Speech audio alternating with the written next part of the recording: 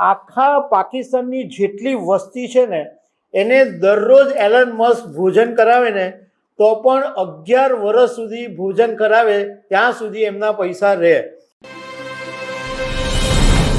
દુનિયાના સૌથી અમીર વ્યક્તિ એલન મસ્ક હવે ટ્રિલિયનર થઈ ગયા છે અને આ રકમ એટલી મોટી છે કે એલન મસ્ક દુનિયાના એકમાત્ર વ્યક્તિ છે અને એમની કમાણી સુધી કોઈ પહોંચી શકે, ભવિષ્યમાં પણ કોઈ પહોંચી શકે એવું અત્યારે લાગતું નથી. અને આ જે રકમ છે એનાથી શું શું થઈ શકે અને એલન મસ્ક શું કામની કમાણી કરી એ બધા મુદ્દા ઉપર હું તમારી સાથે વાત કરીશ. મારું નામ રાજેશ શાહ છે અને તમે જોઈ રહ્યા છો ગુજરાતના સૌથી મોટા ડિજિટલ ન્યૂઝ પ્લેટફોર્મ ખબરછે.com. દુનિયાના સૌથી અમીર એલન મસ્કની કંપની સ્પેસ એક્સનો શેર ગઈકાલે નાસ્ડેક ઉપર લિસ્ટેડ થયો. 135 રૂપિયામાં શેર આપવામાં આવેલો જ્યારે આઈપીઓ આવેલો ત્યારે, અને ગઈકાલે આ શેર $150 ઉપર બંધ રહ્યો અને ઊંચામાં $160 સુધી ગયો હતો. હવે એલન મસ્કની પાસે એટલા શેરો છે કે આ શેર લિસ્ટિંગ થતાની સાથે એ ટ્રિલિયનર બની ગયા. એટલે સામાન્ય ભાષામાં તમને સમજ પાડું કે એલન મસ્કની નેટવર્ક 95 લાખ કરોડ રૂપિયા ઉપર પહોંચી ગઈ છે. અને આ જે સંપત્તિ છે એનો શું મતલબ થાય એ હું તમને સમજ પાડું. અમે એકચ્યુઅલી થોડું આંકડામાં પણ ગણતરી કરવાની કોશિશ કરી તો $1 ટ્રિલિયન લખ્યું તો 9ની આગળ પાછળ 13 ઝીરો આવ્યા. પણ એ આંકડામાં સમજવો મુશ્કેલ છે. પણ ટ્રિલિયનનો મતલબ ખરબોપતિ એવું કહેવામાં આવે છે. એટલે અબજોપતિ નહીં, હવે ખરબોપતિ બની ગયા છે. અને એમણે જે કમાણી કરી છે ને એ સુધી કોઈની તાકાત નથી લાગતું કે આ લેવલ સુધી કોઈ ભવિષ્યમાં પણ પહોંચી શકે. કારણ કે આ જે એમની સંપત્તિ છે એ જો એકદમ સામાન્ય ભાષામાં વાત કરું છું કે તમે દરરોજ 1 કલાકે 9 કરોડ રૂપિયાનો ખર્ચો કરો છો તો પણ આ જે 1 ટ્રિલિયનની જે એમાઉન્ટ છે એ પૂરી થતાં 114 વર્ષ લાગે. એટલે તમે વિચાર કરો કે આ કેટલા રૂપિયા હશે કે એક કલાકની વાત કરું છું, 1 કલાકે 9 કરોડ રૂપિયા. બીજું કે ધારો કે કોઈ એક વ્યક્તિ માટે ભોજનનો ખર્ચ $1 માની લઈએ તો આખા પાકિસ્તાનની જેટલી વસ્તી છે ને એને દરરોજ એલન મસ્ક ભોજન કરાવે ને તો પણ 11 વર્ષ સુધી ભોજન કરાવે ત્યાં સુધી એમના પૈસા રહે. બીજું કે મસ્ક આખું જે પાકિસ્તાન છે ને એને 2 વાર ખરીદી લે ને તો પણ એમાંથી એમની પાસે પૈસા બચે એટલા રૂપિયા છે.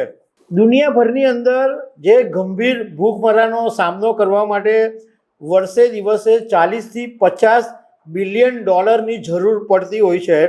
અને મસ્કની આ જે સંપત્તિ છે એ 20 વર્ષ સુધી આવી રીતના મદદ કરે તો પણ એ આ રૂપિયા ચાલ્યા કરે. 174 દેશો એવા છે કે જેની જીડીપી કરતાં પણ એલન મસ્કની પાસે પૈસા વધારે છે. પાકિસ્તાનની જીડીપી $374 બિલિયન છે, બાંગ્લાદેશની $460 બિલિયન છે, શ્રીલંકાની $95 બિલિયન છે, નેપાળની $66 બિલિયન છે. ભારતની જીડીપી 4 ટ્રિલિયન છે.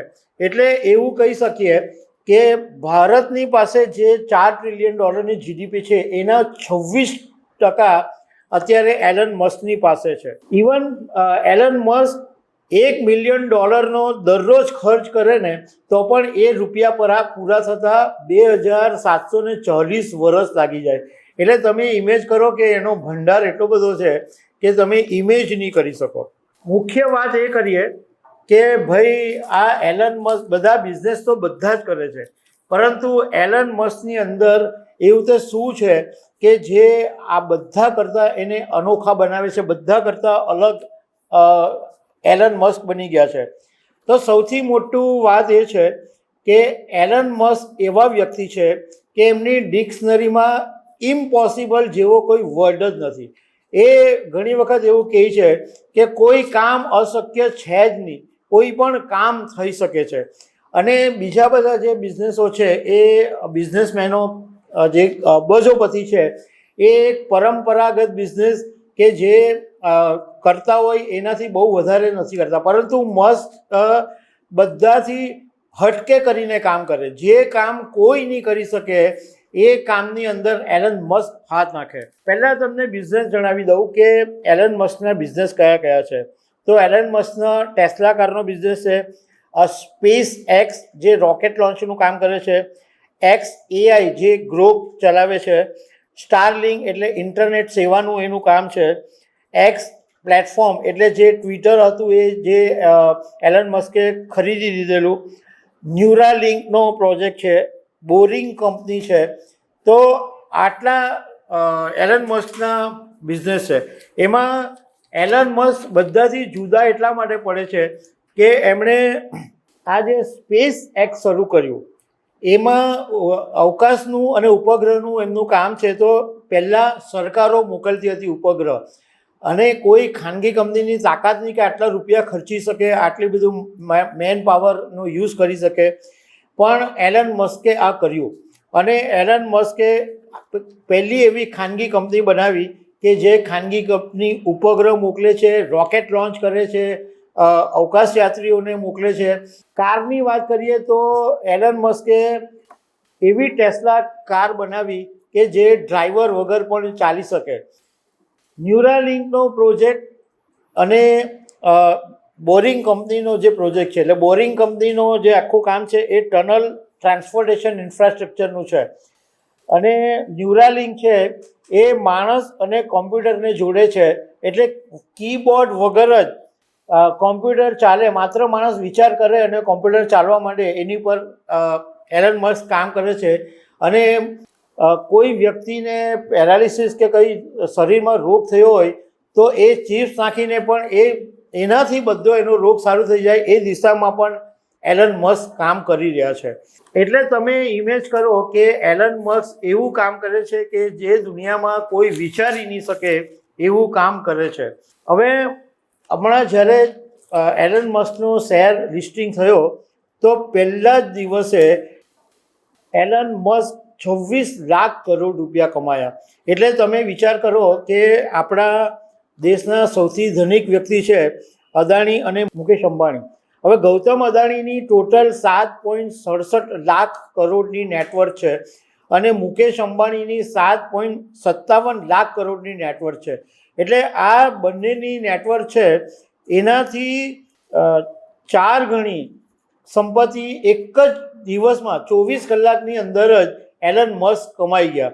એટલે એલન મસ્કની પાસે અત્યારે જે નેટવર્ક છે એ પહોંચવાની કોઈની તાકાત દેખાતી નથી અને ભવિષ્યમાં પણ એમના લેવલ સુધી કોઈ પહોંચી શકે તેમ નથી. તો દર્શક મિત્રો, આવી અનેક વાતો સાથે અમે તમને મળતા રહીશું. આભાર.